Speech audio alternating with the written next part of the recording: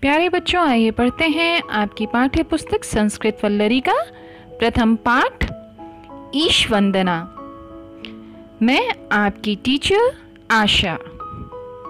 तो आपके इस प्रथम पाठ में जो ईश वंदना का प्रथम श्लोक है वह परमपिता परमेश्वर के प्रति समर्पित है। तो आइए सबसे पहले श्लोक पढ़ते हैं।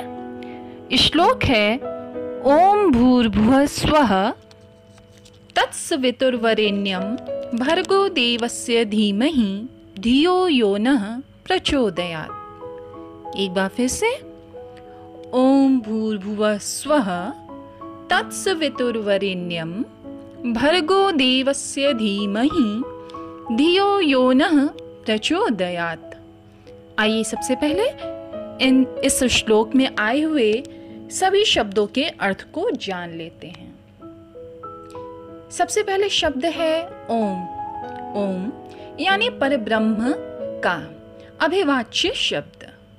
भू यानी भूलोक अर्थात पृथ्वी। भुव अंतरिक्ष लोक। स्व यानी स्वर्गलोक। तः परमात्मा अथवा ब्रह्म। सविता ईश्वर अर्थात सृष्टिकर्ता। वरेण्यम अर्थात पूजनीय। भर्ग अज्ञान तथा पाप निवारक देवस्य ज्ञान स्वरूप भगवान का। धीमहि हम ध्यान करते हैं। धियो बुद्धि प्रज्ञा। यो अर्थात जो। न हमें प्रचोदयात् अर्थात प्रकाशित करे। आइए अब इसके अर्थ के बारे में जानते हैं। इस श्लोक में ईश्वर की महिमा का ध्यान किया गया है। इस श्लोक में बताया जा रहा है कि जिसने इस संसार को उत्पन्न किया है, जो पूजनीय है, जो ज्ञान का भंडार है, जो पापों तथा ज्ञान को दूर करने वाला है, वह हमें प्रकाश दिखाए और हमें सत्य पथ पर ले जाए।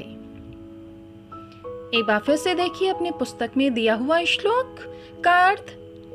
इस श्लोक के अर्थ में लिखा हुआ है, हम भूलोक, भुवलोक एवं स्वर्गलोक तक व्याप्त सूर्य देवता के उस श्रेष्ठ दीप्तिमान दिव्य स्वरूप का ध्यान करते हैं। वह हमारी बुद्धियों को प्रेरित करे। समझ में आया? आइए अब हम पढ़ते हैं इसके बाद का अगला श्लोक। अगला श्लोक क्या है? अगला श्लोक है, अगले श्लोक में हमको जीवन को जीने का तरीका बताया गया है। मतलब हमारा जीवन कैसा होना चाहिए। आइए तो सबसे पहले पढ़ते हैं इस श्लोक को। अस्तो मां सद्गमय तमसो मां ज्योतिर्गमय मृत्योर्मां अमृतम गमय। अब देखिए इसमें क्या कहा जा रहा है। एक बार फिर से पढ़ते हैं। अस्तो मां सद्गमय तमसो मां ज्योतिर्गमय मृत्योर्मां अमृतम गमय। हे ईश्वर, मुझे असत्य से सत्य की ओर ले चलें, मुझे अंधकार से प्रकाश की ओर ले चलें, मुझे मृत्यु से अमरता की ओर ले चलें। बच्चों, इस मंत्र में जीवन को जीने का तरीका बताया गया है। सबसे पहले ये जानिए कि यह मंत्र जो है वह बृहदारण्यक उपनिषद से लिया गया है। इस मंत्र में अस्तो मां सद्गमय एक आह्वान है जो याद दिलाता है कि आप जो कर रहे हैं वह हर एक के कल्याण के लिए है या नहीं है। यह हर उस चीज पर लागू होता है जो हम स्वयं रच रहे हैं, चाहे हमारे भीतर पैदा होने वाले विचार हो या बाहरी तौर पर पैसा कमाने के लिए किया गया कोई भी काम हो। अगर हम ये चाहते हैं कि कुछ ऐसी चीजें हों जो कारगर हों, तो अपने भीतर के प्रकृति को और आसपास की से जुड़े सत्य को खोजना होगा। अंधकार से प्रकाश की तरफ जाने का तात्पर्य हम यह जान लें कि जीवन है क्या, अन्यथा इस जीवन का कोई मूल्य नहीं है। अर्थात यह जीवन वह यात्रा है जो अज्ञान के अंधकार से ज्ञान के प्रकाश की ओर ले जाती है, और हमारे जीवन का आखिरी लक्ष्य वह परमपिता परमेश्वर है, अर्थात उसकी प्राप्ति। समझ में आया? आइए अब हम पढ़ते हैं आपकी पाठ्य पुस्तक में दिया गया आखिरी श्लोक। अब देखिए इसमें क्या कहता है। सर्वे भवन्तु सुखिनः, सर्वे सन्तु निरामयाः, सर्वे भद्राणि पश्यन्तु, मा कश्चित् दुःख भाग् भवेत्। एक बार फिर से पढ़ते हैं। सर्वे भवन्तु सुखिनः, सर्वे सन्तु निरामयाः, सर्वे भद्राणि पश्यन्तु, मा कश्चित् दुःख भाग् भवेत्।